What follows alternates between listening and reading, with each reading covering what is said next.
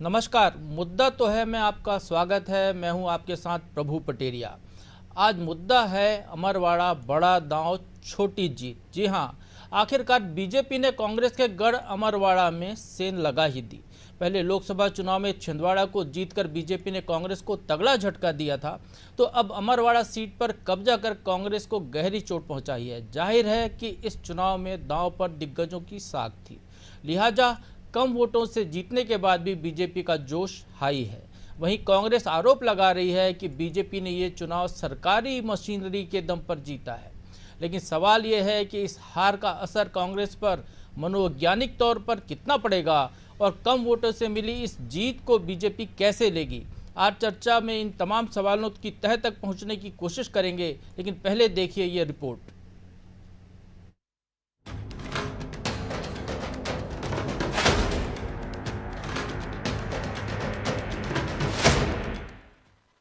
उपचुनाव में हारी कांग्रेस, बीजेपी ने जीती अमरवाड़ा की रेस। छिंदवाड़ा की तरह ही अमरवाड़ा में बीजेपी ने कांग्रेस के गढ़ में सेंध लगा दी। अमरवाड़ा सीट पर हुए उपचुनाव में बीजेपी प्रत्याशी कमलेश शाह ने जीत दर्ज की। हालांकि बीजेपी को जीत 3000 से ज्यादा वोटों से ही मिली, लेकिन ये जीत उसके लिए कई मायनों में अहम है। दरअसल अमरवाड़ा का उपचुनाव दिग्गजों की साख का चुनाव था। मुख्यमंत्री डॉक्टर मोहन यादव से लेकर तमाम बड़े नेताओं ने यहां जान फूंकी थी और अब बीजेपी इस जीत से उत्साहित है। उसका ये दावा है कि आने वाले उपचुनावों में भी वो इसी तरह का प्रदर्शन करेगी और प्रदेश को कांग्रेस मुक्त करेगी। मुझे इस बात की प्रसन्नता है कि उपचुनाव में छिंदवाड़ा भी हम पिछली बार लोकसभा जीते थे और छिंदवाड़ा के अंदर अमरवाड़ा विधानसभा भी हम उपचुनाव में जीते हैं। ये विश्वास भाजपा का जनता के बीच का रिश्ता बताता है और खास करके जनता जो सरकार पे भरोसा कर रही है, संगठन के साथ भाजपा की आइडियोलॉजी पर भरोसा कर रही है, ये निश्चित रूप से हम यशस्वी प्रधानमंत्री के नेतृत्व में और मजबूत करने की दिशा में आगे बढ़ेंगे। इधर अमरवाड़ा की सीट को जीतने के लिए पीसीसी चीफ जीतू पटवारी और कमलनाथ ने जोर लगाया। आस्था कार्ड के जरिए इस सीट पर कब्जा करने की कोशिश की, लेकिन उनका दाव नहीं चला और अब हारने के बाद कांग्रेस इसे धन बल की जीत बता रही है। कांग्रेस आरोप लगा रही है कि बीजेपी ने सरकारी मशीनरी का दुरुपयोग कर इस चुनाव को जीता है। ये मैनेजमेंट की लोकप्रियता पर विजय है। बीजेपी के द्वारा सत्ता, शासन और पैसे का ऐसा भीषण दुरुपयोग किया गया, इसके बावजूद भी इतने कम वोटों का अंतर ये दर्शाता है कि इस तरह की जो आयाराम गयाराम की जो पॉलिटिकल कल्चर है, इसको लोग नियंत्रित करना चाहते हैं। चुनाव परिणाम इसलिए कांग्रेस के खिलाफ गया क्योंकि हमें डिस्ट्रीब्यूशन ऑफ वोट्स का डिसएडवांटेज हुआ। गोंडवाना गणतंत्र पार्टी को 28,000 वोट मिले, जिसको बीजेपी ने खड़ा किया था, और मतों के विभाजन का हमें नुकसान हुआ।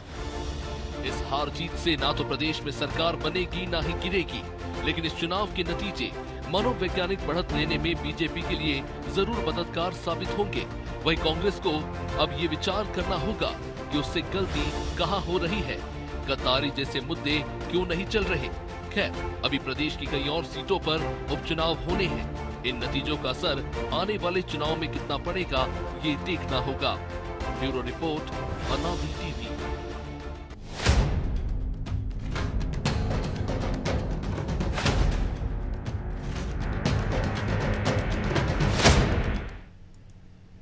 इस मुद्दे पर चर्चा करने के लिए हमारे साथ जुड़ गए हैं कांग्रेस प्रवक्ता केदार सिरोही, बीजेपी प्रवक्ता सचिन वर्मा और वरिष्ठ पत्रकार खिलावन चंद्राकर। आप तीनों मेहमानों का बहुत बहुत स्वागत है इस चर्चा में। केदार जी, सबसे पहले आपसे ही बात करते हैं। हार का गम भी होगा आपको, हालांकि आपके नेताओं को गम दिख नहीं रहा है। जिस तरीके से अभी हम देख रहे थे, मुकेश नायक जी जिस तरीके से बता रहे थे, वो भी आपने सुना। आया राम गया राम की संस्कृति, तो आपको भी याद होगा कि मुकेश नायक जी भी आया राम गया राम की संस्कृति वाले ही नेता रहे हैं कांग्रेस में। नकुल नाथ ने ट्वीट किया है कि ये बीजेपी की जो है शर्मनाक हार के बराबर है ये जीत। 3 मुद्दे उठाने वाले पैसा, पुलिस, प्रशासन, कमलनाथ चुप हैं। 3 मुद्दे उठाने वाले करप्शन, क्राइम, कर्ज, जीतू पटवारी चुप है, दिग्विजय सिंह चुप है, सिर्फ नकुल नाथ बोल रहे हैं जिनकी पिछले लोकसभा चुनाव में बहुत बुरी तरह हार हुई। छिंदवाड़ा का गढ़ गंवाने का श्रेय यदि किसी को जाता है तो नकुल नाथ के ऊपर जाता है। उसके बावजूद वो बोल रहे हैं, आखिर कारण क्या है? आप पूरी कोशिश करने के बाद आपने आस्था का दांव भी खेला, उसके बावजूद कांग्रेस हार गई और आपके बड़े नेता इस पर बोलने से बच रहे हैं।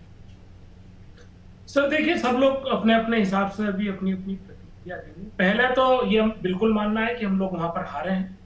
वो हमारा गढ़ था, वहां पर हम लोगों को जीत की पूरी उम्मीद थी। उसका कारण ये था, एक तो गढ़ था, दूसरी बात हमने जो कैंडिडेट लिया उनका एक अपना हो रहा है, उनको कोई मना नहीं कर सकता है। वो 200 साल से वहां की मान्यता है, उनका अपने लोगों में संबंध है। और तीसरा, जो प्रत्याशी भारतीय जनता पार्टी के थे उनके ऊपर दल बदलने का और तमाम तरह के आरोप या यूं कह लें उनकी साख खराब थी। उसके बाद वो अगर भारतीय जनता पार्टी वहां जीती है तो अवश्य हम लोगों को बड़ा मूल्यांकन करने की जरूरत है। ये चुनाव हम लोगों को जीतना था।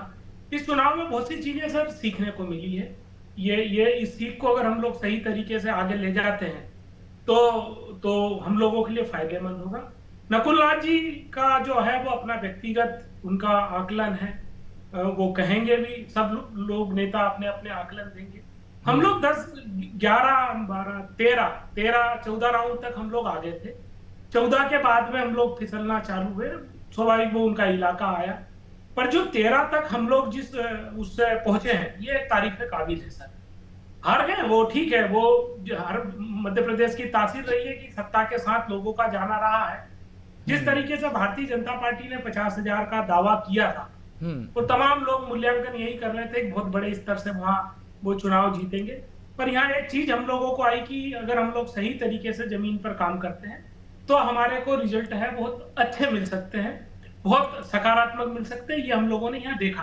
3,000 2,000 वोट की जो हार जीत है वो उसको तो सर कई तरीके से हम लोग बना बैठा सकते हैं, पर इस लेवल पर, इस टक्कर पर चुनाव को ले जाना कम संसाधनों के साथ में, मैं कांग्रेस पार्टी को बधाई दूंगा, हमारे प्रदेश अध्यक्ष जीतू पटवारी जी को बधाई दूंगा। वहां जितने भी नेता थे, कमलनाथ जी थे या दूसरे नेता, वो तो थे ही नहीं, आखिरी में आए थे। अभी आते हैं आपके पास केदार जी। सचिन जी, क्या बात है, इतनी बड़ी जीत से, जब कमलेश शाह पिछले बार जीते थे 25,000 ज़्यादा वोटों से जीते थे वो कांग्रेस में रहकर, और बीजेपी ने तमाम संसाधन झोंक दिए वहाँ पर, आपके मुख्यमंत्री वहाँ पर मुकाम किए रहे, प्रदेश अध्यक्ष गए, तमाम नेता गए, और कांग्रेस के आरोप को भी मान लिया जाए कि सत्ता का पूरा साथ रहा वहाँ पर, उसके बावजूद आप जो है इतनी छोटी सी जीत, और वो भी बिल्कुल ऐसा जो बता रहे हैं कि 13 राउंड तक तो कांग्रेस आगे चली, आखिरी के 2 राउंड 3 राउंड में आप आगे हो पाए, उसको लेकर भी विवाद वहाँ पर रहा। तो ये क्या बीजेपी का कद वाकई में घट रहा है, जिस तरीके से कांग्रेस के नेता कह रहे हैं कि आपने अभी तो 29 की 29 जीती थी, छिंदवाड़ा जीता आपने पहली बार, और उसके बाद अब ये स्थिति है? देखिए प्रभु जी, सर्वप्रथम तो अमरवाड़ा की जनता को कोटेश नमन और धन्यवाद है कि उन्होंने भारतीय जनता पार्टी की रीति नीति और जो भाजपा की, जो हम जिस तरह से जो हम जितनी भी योजनाएं क्रियान्वित कर रहे हैं उस पर विश्वास अपना जताया है। और इस क्षेत्र में हमारा कोई अस्तित्व नहीं था, हम कभी भी जो है छिंदवाड़ा में कभी हम एंटर नहीं कर पाए थे, बहुत रेयरली हमने 3 बार जो है ये सीट जीती थी पहले, और अब हमने उस गढ़ में जो है अपनी जो है पहुंच बनाई है। और जनता को ये, जब नकुल नाथ हारे तो वहाँ की जनता को ये एक एहसास हुआ कि वहाँ पर जो है भाजपा की ही जो पार्टी है उसी की सरकार जो है वहाँ पर जो है उन्नति करा सकती है और उस क्षेत्र का विकास हो सकता है। कई बार कांग्रेस के लोगों ने वहाँ जो नैरेटिव खड़ा कर रखा था कि सिर्फ कमलनाथ जी हैं, चाहे सरकार कोई भी रहे, मगर विकास अगर कर सकते हैं तो कमलनाथ जी ही कर सकते हैं, तो उस जो गड़बड़ है और उस नैरेटिव को जो है जनता ने तोड़ दिया। सचिन जी, जरा सा रोकना चाहूँगा, अभी लोकसभा चुनाव थे, आपके जो वहाँ के प्रभारी थे उनने वहाँ पर लोगों को आश्वस्त किया था कि आप जिताते हैं तो हर विधानसभा क्षेत्र में 25-25 लाख के विकास का, करोड़ के विकास कार्य कराएंगे, और ये पता नहीं क्या क्या उनने वादे किए थे। जो बजट आया है आपकी सरकार में, उसमें वैसी कोई झलक नहीं दिख रही है। जो अपने विभाग से उनने कहा था अपने विभाग से मैं इतना काम करा दूंगा, वैसी कोई झलक नहीं दिख रही है। तो क्या जो योजनाएं, जो वादे आप गिना रहे हैं, जिसके दम पर अमरवाड़ा की जनता ने आपको वोट दिया है, तो क्या ये वादे पूरे कर पाएंगे आप, क्या इनके साथ छलावा होगा और अगला जो चुनाव आएगा उसमें नकुल नाथ की बात सही साबित हो कि अमरवाड़ा की जनता बीजेपी को जवाब दे देगी अगले चुनाव में? देखिए, अभी अगर आप मीडिया की रिपोर्ट्स और अगर प्रिंट मीडिया की रिपोर्ट्स भी अखबार वगैरह देखें तो आपको मालूम पड़ेगा कि इस तरह की योजनाएं सरकार बना रही है कि हर विधानसभा क्षेत्र में करीब 50 करोड़ जो है रुपए का जो है विकास कार्य कराए जाए। 100 करोड़ का बोला है, जी हाँ। हाँ, 50 करोड़ का जो है करीब जो है उसका विकास कार्य कराया जाए। तो जो एक 25 करोड़ की जो बात हुई थी, तो वो तो एक प्रदेश सरकार सिर्फ वहां के लिए नहीं, पूरे प्रदेश के लिए करने का की प्लानिंग कर रही है। और ये भी जो अभी जो मुख्यमंत्री जी ने बैठक ली थी विधायकों के साथ, उसमें ये बोला ये बजट में प्रावधान नहीं है इसका। वही तो मैं कह रहा हूँ कि जो आश्वासन दिया था वो झलका ही नहीं वहाँ पे। उसके बाद फिर आप अमरवाड़ा जीत गए, फिर अपने यहाँ पर बड़े बड़े आश्वासन दे दिए लोगों को, अमरवाड़ा की जनता को। तो वो जो जैसे हर्रई के लोग अपने राजा से बेजार हुए, वैसे अमरवाड़ा और सिंगोड़ी बाकी जगह के जो लोग अभी आपके साथ में आए हैं वो छिटक न जाए अगले चुनाव में। जो छिंदवाड़ा में आपने सेंध लगा ली, आपको लग रहा है कि गढ़ हमने फतेह कर लिया है, तो झंडा बीजेपी का वहाँ गड़ा रहेगा या अगले चुनाव में उतर जाएगा? प्रभु जी देखिए, भाजपा ने जब भी कोई वादा किया है तो उसे हम संकल्प के रूप में मानते हैं। और जो भी संकल्प जो है भारतीय जनता पार्टी लेती है उसको वो अक्षरशः पूरा करने का एक मादा रखती है। और जनता में ये पूरा स्थापित हो चुका है कि भाजपा जो बोलती है वही जो है वो कार्य योजना के रूप में। बिल्कुल, हम खिलावन जी से पूछ लेते हैं। खिलावन जी, भाजपा जो बोलती है वही करती है, ये छिंदवाड़ा के जो नतीजे हैं इसको आपकी नज़र से आप कैसे देखते हैं? क्या ये भाजपा की जीत है या वो जो कांग्रेस के, अभी हम मुकेश नायक जी को सुन रहे थे कि बीजेपी ने गोंडवाना का उम्मीदवार खड़ा किया, उसने वोट काट दिए इसलिए कांग्रेस हार गई, तो या इस तरीके की जो ट्रिक खेली गई उसका दम है ये? देखिए प्रभु जी, मैं शुरू से ये बात कहते आया हूँ कि हार जीत पर जो का अंतर है वो बहुत कुछ गोंडवाना पार्टी के वोट कबाड़ने की क्षमता पर निर्भर करता है। अब देखिए, साफ तौर पे कहा माना जा सकता है कि यह चुनाव जो है, यदि गोंडवाना जनता पार्टी ने 28-29 हजार वोट कबाड़े हैं, प्राप्त किए हैं, तो निश्चित रूप से इनमें से लगभग 70% वोट कांग्रेस के पक्ष के हैं और 30% वोट लगभग भाजपा के पक्ष के हो सकते हैं, ऐसा अनुमान लगाया जाता है। तो कुल मिला के ये कहना है मेरा कि भाजपा, जिस तरह से आपने सवाल किया कि भाजपा जो वायदा करती है उसको निभाती है अथवा नहीं, लेकिन ये बात तो सुनिश्चित है कि जब लोकसभा के चुनाव हुए थे तब सभी से कहा गया था कि सभी विधानसभा को 25-25 करोड़ का विकास कार्य मध्य प्रदेश शासन की तरफ से देंगे, लेकिन बजट में प्रावधान नहीं हुआ उनका। अब जब बैठकें हुई संभागवार अधिकारियों की और विधायकों की, सांसदों की बैठक जो हुई भोपाल में, उसमें मुख्यमंत्री ने ये कहा कि हम प्रत्येक विधानसभा क्षेत्र में 1-1 करोड़ का 100 करोड़ का निर्माण कार्य करवाएंगे और इसके लिए प्रस्ताव भी मांगा क्षेत्रीय विधायकों से।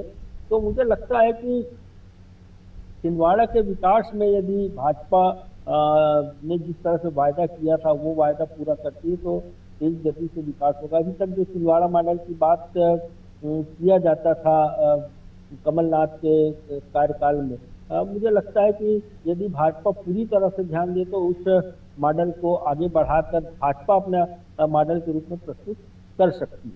ठीक है, बिल्कुल सही बात बोला। प्रभु जी, हम देखते हैं कि छिंदवाड़ा का चुनाव जो है परिणाम पर नजर डालें, जो चरणवार रिजल्ट आए हैं उस पर नजर डालें, तो निश्चित रूप से उतार चढ़ाव पूर्ण, बहुत ज्यादा उतार चढ़ाव मिला और दिलचस्प, जिस तरह से 21 क्रिकेट में दिलचस्प नज़ारा होता है और हर बॉल में, हर गेंद में, हर ओवर में जो है चुनाव की हार जीत जो है, क्रिकेट की हार जीत जो है सुनिश्चित होती रहती है। उसी तरह से हमने देखा पहले के 4 राउंड तक तो आपने देखा सुना भी कि लगातार 4 राउंड तक कमलेश शाह आगे रहे भाजपा के, और वो उसके बाद जो क्रम टूटा हो तो 17वें राउंड तक, 16वें राउंड तक कांग्रेस के प्रत्याशी धीरज शाह आगे हो गए और बाद में अंतिम के 3 राउंड में ही उनको फिर से बढ़त मिली और अंततः 3252 वोट से भाजपा के प्रत्याशी को जीत मिली। मेरा ये कहना है कि वहाँ जो जिस तरह से चुनाव प्रचार हुआ था, जिस तरह से भाजपा ने विकास का मॉडल रखा था, भाजपा ने कहा था कि केंद्र में सरकार है हमारी, भाजपा की। और खिलावन जी तो हमेशा बोलते हैं और डबल इंजन की सरकार हर बार बोलती है, बीजेपी हर बार सफल थोड़ी होता है। अभी लोकसभा चुनाव में भी कहाँ सफल हुआ कई राज्यों में। ये सफल नहीं हुई। मुझे लगता है कि इसकी सफलता होती तो बहुत ज्यादा वोटों से, जिस तरह से 26-27 हजार वोटों से पिछली बार कमलेश शाह जीते थे कांग्रेस। चलिए मैं आऊंगा खिलावन जी आपके पास, जरा केदार जी से पूछ लेते हैं। केदार जी, आपके 2 परीक्षक गए थे विधायक, पूर्व विधायक, चुनाव टिकट के पहले। उनने जो ये कहा था कि गोंडवाना के देवरावन भलावी को कांग्रेस से टिकट दे दिया जाए। फिर कमलनाथ जी ने ऐसी जिद क्यों की कि न तो कांग्रेस से किसी नेता को दिलाए, उस व्यक्ति को टिकट दिलाया जो राजनीति में बिल्कुल नहीं था, केवल एक आस्था को वो अपनी तरफ करना चाह रहे थे, जबकि आप ही की पार्टी के नेता कह रहे हैं, अयोध्या का उदाहरण देते हुए, कि भाई आस्था को तो वोट देते नहीं है जनता। तो फिर यहाँ पर गलती कमलनाथ की है, तो इसके मामले को लेकर कोई समीक्षा होगी, कोई कार्रवाई करेगी पार्टी? यदि कमलनाथ की गलती है तो चूंकि आपने भी कहा कि इस मामले में कुछ ना कुछ तो खामी आपकी रही है पार्टी की, तो क्या वो कार्रवाई करेगी या ठीकरा जीतू पटवारी के सिर फूट जाएगा? देखिए सर, इसमें शायद आप भी उस दिन डिबेट में थे, देवरान हमारे साथ डिबेट में था, और उन्होंने क्लियर कहा कि मैं जो चुनाव लड़ूंगा मेरी गोंडवाना से लड़ूंगा। हम लोगों ने उनसे कहा था कि भाई कांग्रेस से लड़ लीजिए, उन्होंने स्पष्ट मना कर दिया था। बात पार्टी की हो रही थी, उन्होंने कहा कि मैं गोंडवाना के अलावा किसी दूसरे दल में नहीं लड़ सकता हूँ। आपकी डिबेट पे ही आप भी उस शायद मुझे याद है, आप भी थे उस दिन, मैं भी था, देवरान भी थे, तो उसके कारण वो नहीं आ पाए। हमने तो अपनी तरफ से पहल की थी, हम लोगों ने तो उनको ऑफर भी किया था कि वो आके और लड़े, उनमें ऊर्जा है और वो अच्छी हमारी पार्टी के साथ मिलकर अगर अच्छा, नकुलनाथ या कमलनाथ लड़ लेते तो, कमलनाथ तो खैर विधायक है, नकुलनाथ को लड़ा देते तो शायद नतीजा कुछ दूसरा हो जाता। अभी हारी हुई थे वो, तो जीत जाते तो उनकी साख में भी इजाफा हो जाता। सर वो अगली बार हम फर्जी सर्टिफिकेट बनवा लेंगे उनका, हाँ तो ऐसा कुछ कर लेते आप लोग, ट्राइबल का सर्टिफिकेट बना के। इतने 44 साल से तो रह रहे हैं ट्राइबल जिले में, तो वो कर लेते कुछ। सर वो भाजपा सीख लेंगे, वो बनाते रहते हैं, ऐसा वो करते रहते हैं। हम थोड़ा सा आपसे डरते हैं, इसलिए थोड़ा सा एथिकल चलना पड़ता है सर, क्योंकि आप कान पकड़ लेते हैं। तो सचिन जी, ये जो कमलेश शाह जी हैं, क्या ये मंत्री बनेंगे रावत जी की तरह, या इनके साथ भी छल हो जाएगा? ये छल करने का काम तो कांग्रेस करती है कि लोगों से जो है दल बदल करा कर और उनको टिकट भी नहीं देती है, और इस तरह से जिस तरह से किसी की नौकरी छुड़वा के उसको टिकट का वादा करके और जो है टिकट नहीं देती है, तो ये कांग्रेस का काम है। और हमारे यहाँ जो है, हम किसी भी तरह से कोई कमिटमेंट करके किसी भी नेता को जो है पार्टी में सदस्यता नहीं दिलाते हैं। अरे अभी तो ताजा उदाहरण आपको भी याद है, 4 दिन पुराना ही कमिटमेंट पूरा हुआ, तब जाकर उन्होंने इस्तीफा दिया, नहीं तो इस्तीफा ही नहीं दे रहे थे, वो तो अड़े हुए थे। वो जो है पार्टी की सदस्यता लेने के बाद कांग्रेस कार्यालय में बैठ गए थे कि मुझे मंत्री बनाओ तब मैं चिट्ठी लिखूंगा। ताजा उदाहरण है अभी। वो पार्टी का निर्णय है प्रभु जी, उसमें कहीं ऐसी बात मेरे ज्ञान में नहीं है कि उन्होंने इस्तीफा देने के लिए मना कर दिया था या इस तरह की कोई बात। और वो तो खबरें भी चली हैं, आप लोगों ने भी देखा, वो कांग्रेस कार्यालय के वीडियो जारी हुआ था उनका। एक्सेप्शन क्रिएट करना मीडिया काम है, बट जो नहीं हम तो हकीकत बता रहे हैं, वीडियो तो मीडिया क्रिएट वीडियो थोड़ी क्रिएट कर लेगा भाई। रहती है, मैं उसी के बारे में आपसे वार्ता करने के लिए जो है जी। तो मतलब उनको मंत्री बना सकते हैं, छिंदवाड़ा को मंत्री मिल जाएगा। बहुत समय से मंत्री नहीं है छिंदवाड़ा में, 10 साल से तो विधायक नहीं था, अब तो आप विधायक हो गया, तो मंत्री भी उम्मीद करें छिंदवाड़ा को मिले। ये माननीय मुख्यमंत्री जी का विशेषाधिकार है, अब उसमें पार्टी अगर निर्णय लेती है और इस तरह से अगर कोई बात होती है तो हो सकता है कि उनको मंत्री बनाया जाए, अगर पार्टी का निर्णय होगा ये बनाना है नहीं बनाना। केदार जी, आज हमने देखा कि जीतू पटवारी ने, मैंने पहले भी बताया, जीतू पटवारी ने छिंदवाड़ा जो अमरवाड़ा के नतीजों को लेकर एक शब्द नहीं बोला, कोई ट्वीट नहीं किया, दिग्विजय सिंह ने भी नहीं किया, कमलनाथ ने किया। जीतू पटवारी एक दूसरा काम कर रहे हैं, वो बीना के आगामी चुनाव की तैयारी को लेकर बैठक कर रहे हैं, जबकि बीना विधायक ने अभी तक इस्तीफा नहीं दिया है, बीना की सीट खाली नहीं हुई है, वो इसी संभावना पर ही वहां पर तैयारी करने में लग गए हैं। यहाँ जोर लगाना था उनको, छिंदवाड़ा में मुकाम करना चाहिए था आज, जहां पर जो कि आखिरी के समय आपके कुछ नेता वहां के लोग कह रहे थे कि भाई गड़बड़ कर दी, काउंटिंग रुक गई है, कुछ मशीनें बदल दी, जो भी आपके आरोप हैं, वो कम से कम वहां तो मोर्चा लेना था। वो एक नया दुकान खोल कर बैठ गए आज। नहीं देखिए सर, ये तो वहाँ के लोकल और वहाँ पर बूथ के जो लोग होते हैं वही बैठते हैं, और वही प्रैक्टिकल भी है और टेक्निकली भी वही सही है। नहीं, बाहर तो रह सकते थे, अंदर नहीं रहते, बाहर तो बाहर कमान संभाल सकते थे। यहाँ से भी सर उड़न खटोले से हम लोग 2 1.5 घंटे में पहुंच जाते हैं सर, अगर ऐसा विशेष मामला रहता। सवाल ये है सर कि जब हम लोग काम नहीं करते तो आप लोग कहते हैं देखो भाजपा तो एक चुनाव होता नहीं और दूसरे चुनाव की तैयारी कर देती है। हम भी सर उसी पैटर्न पे अब शुरू हो गए हैं कि सीट आज नहीं तो कल खाली होगी। अभी से अगर हम लोग तो केदार जी, एक एक सीट की तैयारी करोगे, पूरी 230 की करिए ना आप तो अभी से, तब तो अगले 2029 में आपका जो है असर होगा। सर आपने बहुत बड़ा सवाल बोला। ये हम लोगों ने भी बात की है कि भारतीय जनता पार्टी हमारे को हर 6 महीने में 2-3 साल तक ऐसे टारगेट देती रहेगी। तो इन टारगेट वो आपको नेट प्रैक्टिस ही कराती रहती है, आपको अब नेट प्रैक्टिस में ही लगे रहते हो। वो जो है फाइनल मैच की तैयारी करा लेते हैं अपने लोगों को। नहीं सर, इसमें ये चीज हमने पकड़ ली है, क्योंकि हमारे और अभी 1-2 घोड़े पे बैठे हुए हैं, ऐसी खबरें हैं। तो वो 5-6 महीने में हमको इधर उलझाने की कोशिश करेगी, पर ये हमको समझ में आ गया है।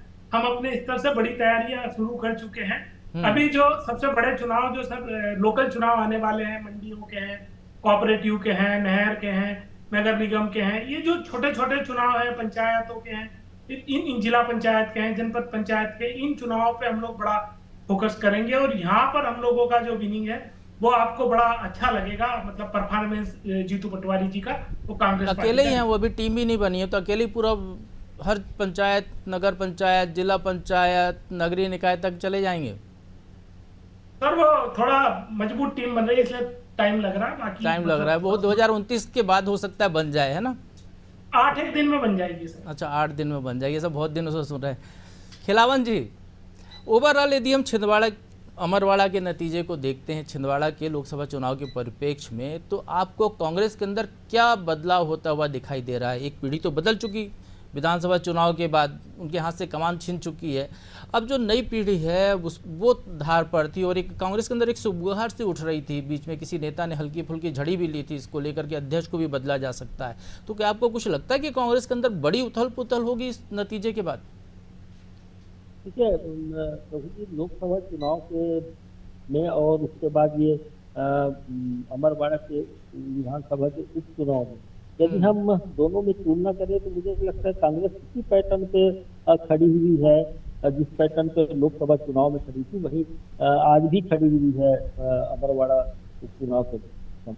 देखिए, सबसे महत्वपूर्ण बात होती है कि आप मैदानी स्तर पर अपने संगठन को जब तक मजबूत नहीं बनाते तब तक किसी चुनाव में जा करके जीत हासिल करने की संभावना जो है बहुत कम हो जाती है। तो सबसे पहले जरूरत पूरे मध्य प्रदेश में, सिर्फ मैं अमरवाड़ा को लेकर के नहीं कह रहा हूँ, पूरे मध्य प्रदेश में अपने जो है मैदानी संगठन को मजबूत बनाने की जरूरत है। बिल्कुल सही बात है खिलावन जी, मैं आपको यहाँ पे रोकूंगा। मध्य प्रदेश में कांग्रेस को अपने संगठन को मजबूत करने की जरूरत है, उसके बाद ही कुछ अच्छा कुछ उनके लिए रास्ता खुलता हुआ दिखाई दे सकता है। चर्चा में भाग लेने के लिए आप तीनों मेहमानों को बहुत बहुत शुक्रिया।